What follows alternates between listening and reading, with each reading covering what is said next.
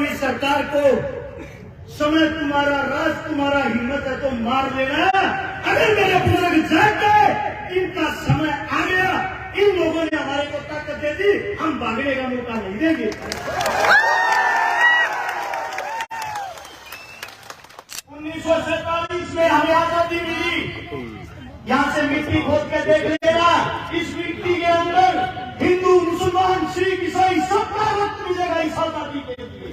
लेकिन उसके बाद क्या एक भी हिंदुस्तान का राजा शिक्षा, स्वास्थ्य, रोजगार, पढ़ाई लिखाई की बातें करता है? जरूरत ही नहीं, क्योंकि उनको मजा आ गया है। हिंदू मुस्लिम उनकी खुराक हो गई है। आप लोगों को लगाओ, कुर्सी पाओ और फिर आप लोग भाग ले जाओ। अरे आप लोग कब जागोगे? मैं आप लोगों से सिर्फ एक बात कहना चाहता हूँ, अगर आप लोग इस मेवात की पंचायत को बिना किसी निरीक्षण के वापिस अपने घर चले जाते हो, आपके बेटे, आपके उन बच्चों की उम्मीदें टूट जाएंगी, तो आज हमको धमकियां देते हैं। उनकी सबसे पहले बैठ जाओ, बैठ के कर ले, बैठ थोड़ा अब जगह ना पता है ना यार, जगह ना। मेरे अंकल जी राकेश कोच जी, सुरेश कोच जी, माफी चाहूंगा, सत्यापाल मलिक जी और मेरी माता शक्तियां, मेरी जितनी बहनें, ये सब आपकी हो। मैं एक बार जोरदार ताली बजानी पड़ी के लिए बता। अब बात आती है हिंदुस्तान का, जब हम सब एक थे, आजादी के बाद हम हिंदू मुसलमान कैसे हो गए? हमारे पास सर्टिफिकेट कौन बांट रहा है? वो संघ जिसने अंग्रेजों की खाकी चोटी पहननी शुरू की। खाकी चोटी पहनकर वो सब हमारे को सर्टिफिकेट दे रहा कि तू हिंदुस्तानी है, तू हिंदू है, तू मुसलमान है। मैं एक बात कहता हूं, अगर किसी के पास हो इस महफिल के अंदर, अगर संघ के अंदर किसी ने कोई कुर्बानी दी हो, संघ वाले किसी आदमी ने आजादी के लिए कहीं खून पाया हो, उसका नाम मुझे बताओ, अपने ऑफिस में फोटो लगवाऊंगा। एक आदमी ढूंढ के बता देना। संघ तो वो बड़ा नंग है जिसने हमारे को अलग कर दिया। अब बात आती है नू मेवात और मेवातियों की। मेवाती लोग मेयर कौन है? सबसे पहले हिंदुस्तान की जो गिनती हुई जनसंख्या की 1971 और 72 में, उस टाइम आप लोगों की गिनती करी गई हिंदुओं में। 1901 में दोबारा से गिनती हुई। आप लोगों को अंग्रेजों ने बोल दिया, भैया आप हिंदू नहीं हो, आप तो मुसलमान हो। इनकी गिनती कर दी मुसलमानों ने। फिर 1926 के दौरान, 25 और 26 के दौरान इन पर ठप्पा लगा दिया कि आप सब मोमडन हैं। भाई साहब मैं बैठा दूंगा, नचू बैठो, नीचे बैठो, शांति बना लो यार, प्रमाण कर रहे हो, अपने आदमी प्रोग्राम बना दोगे। हाथ जोड़कर विनती, आवाज नहीं आनी चाहिए, आप सभी से विनती है।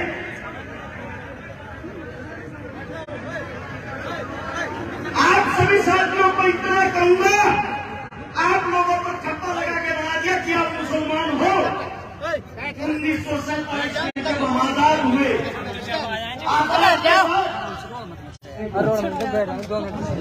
हमारे बीच में एक गुजरों को टूल किट के रूप में इस्तेमाल करते हैं। हम मेवात में एक बड़े भाई, वैसे तो मैं भी आपके बीच में गुजरी था, और गुजरों की तरफ से प्यार मोहब्बत का पैगाम लेकर उत्तर प्रदेश के समाजवादी पार्टी के विधायक चौधरी अतुल प्रधान जी हमारे बीच में प्रदान किए।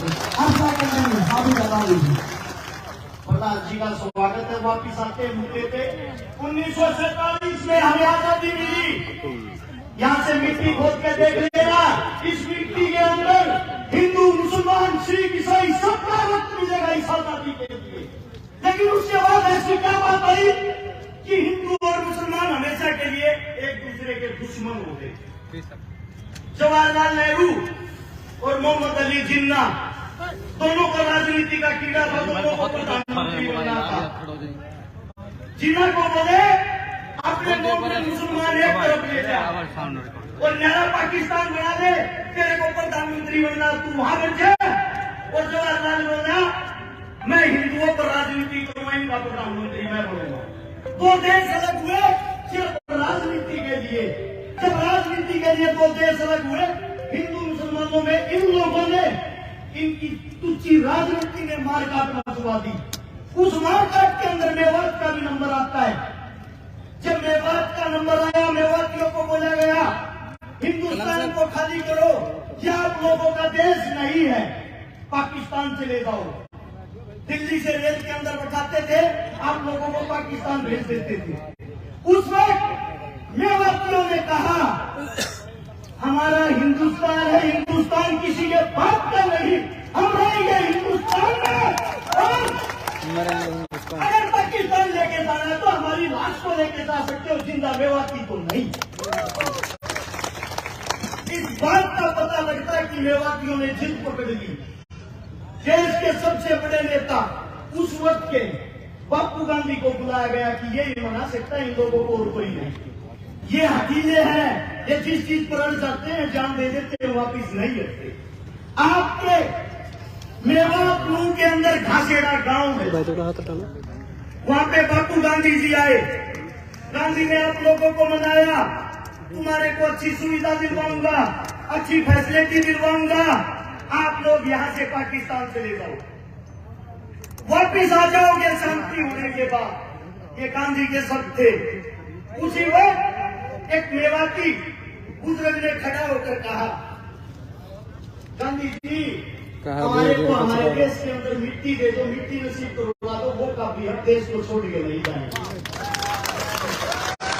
ये बात सुनने के बाद गांधी ने ऐलान किया मेवाती हिंदुस्तान की रीत की हड्डी है और मेवाती यही रहेगा।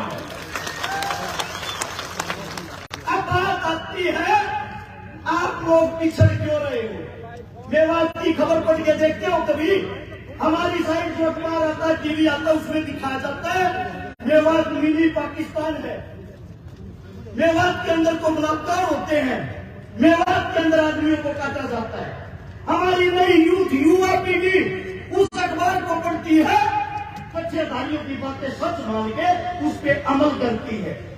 उनको यह दिखाई नहीं देता इस देश को जो हाल में चला रहा है, सरकार चलाने वाला जिसका नाम है नरेंद्र मोदी, भारत देश का प्रधानमंत्री, जिसकी जो जाति की अगर बात आती है, जिस जाति में उसने जन्म लिया, मैं मोदी साहब से पूछना चाहता हूं, मोदी साहब आप खुल के सबके सामने क्यों नहीं बताते आपकी जाति क्या है? आपने किस जाति में जन्म लिया है?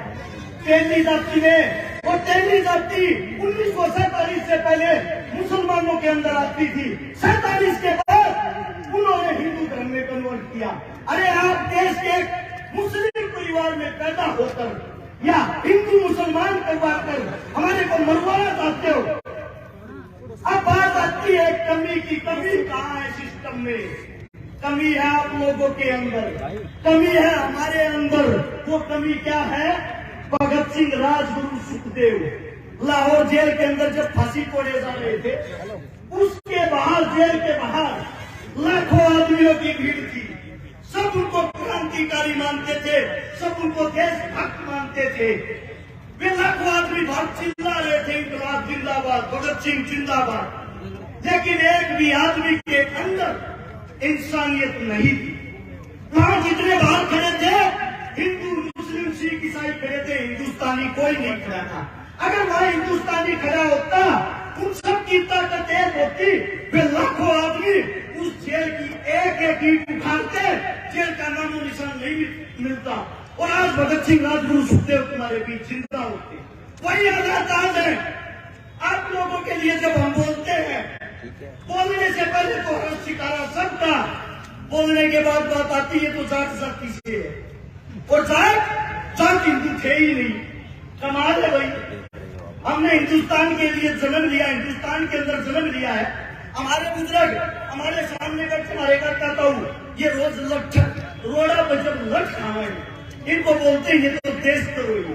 मैं पूछना चाहता हूँ, जब बॉर्डर पर कोई बेटा, कोई बच्चा शहीद होता है, आप लोगों ने उसकी जाति क्यों नहीं दिखाते? आज तक क्या किसी गुजराती बाबू ने सरहद के ऊपर लड़ाई लड़ी है? आज तक क्या किसी गुजराती बाबू ने हिंदुस्तान के लिए शहीदी दी है। अरे लड़े हम, मरे हम, देश को चलाए हम और देश के राजा हो। आप लोगों के अंदर कमी ये है, आप अपने आप को नहीं पहचानते, आप अपनी ताकत को नहीं पहचानते, आप अपने बच्चों को आगे नहीं बढ़ने देते। ये कभी आप लोगों में, जब आपका बच्चा रोड पे मरता है तो आने के कुछ भैया आपके बच्चे को हिंदू मुसलमान बना के मार देते हैं, आप भी उस राजनीति में फंस जाते हो। आप लोगों के अंदर ताकत नहीं है क्या? आप अपने खून को भूल गए क्या? या धमकियों से डरने वाले हो? धमकियों की बात करो। मेरी औरत जब मैं घर से निकलता हूँ ये कहती है पता नहीं वापिस आएगा या नहीं। मेरी औरत जिसके साथ मेरी शादी हो रही है उसके पेट में दूसरा बच्चा है, मेरे को यह भी यकीन नहीं है मैं उसका मुंह देख पाऊंगा या नहीं। जिस दिन से मुंह मेवाड़ के ऊपर मैं बोला, मैंने शुरुआत की ऐसी ऐसी धमकी ऐसे ऐसे आदमियों की, सुबह मार देंगे शाम मार देंगे, फिर भी मैं एक बात कहता हूँ इस सरकार को, समय तुम्हारा, राज तुम्हारा, हिम्मत है तो मार लेना। अगर मेरे बुजुर्ग जाग गए, इनका समय आ गया, इन लोगों ने हमारे को ताकत दे दी, हम भागने का मौका नहीं देंगे। फैसला आप लोगों ने करना है। अरे इस देश का राजा किसान होता है, किसान। इस देश को संभालने वाला किसान का बेटा जवान होता है।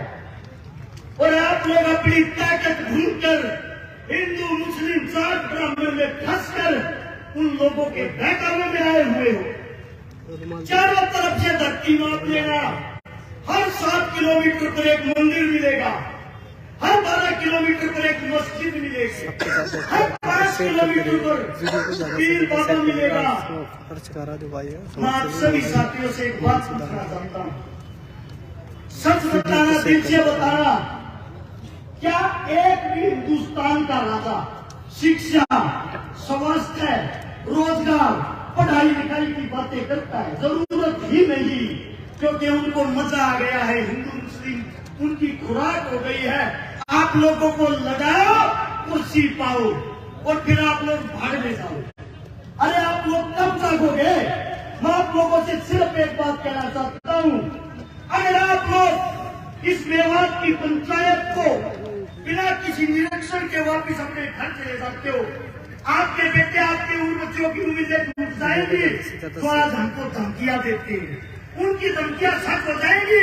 और आप लोगों में एक कमी है, जब आप लोगों की कोई लड़ाई लड़ता है उस वक्त तो आप कान खींचते हो, जब आपका बेटा आपका बच्चा मर जाता है तब उसकी आप मूर्तियां बनाते फिरते हो। अरे जितने जी अपने का हाथ पकड़ के क्यों नहीं खींचते, टांग पकड़ना छोड़ के। मैं सभी साथियों से यह कहता हूँ, जो भी बुद्धिजीवी बोले वो बातें मुद्दे की करे, हिंदू मुसलमान की करे, नू मेवाड़ की करे, ताकि सरकार को पता लग जाए जो आप बहाने वाली कला सीख रहे हो वो अब नहीं चलेगी आप लोगों की। और एक नारा जोरदार, हम सब एक हैं। मैं बोलूंगा हम सब, आप लोग बोलोगे एक हैं। पता लगना चाहिए कुर्सी के ठेकेदारों को, जब आप कुर्सी पर बैठ नहीं सकते उस कुर्सी को हिलाने की हिम्मत तो रखो। हम सब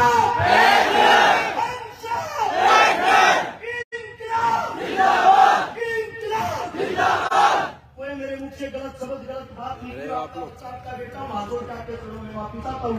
राम राम, नमस्कार, जय हिंद।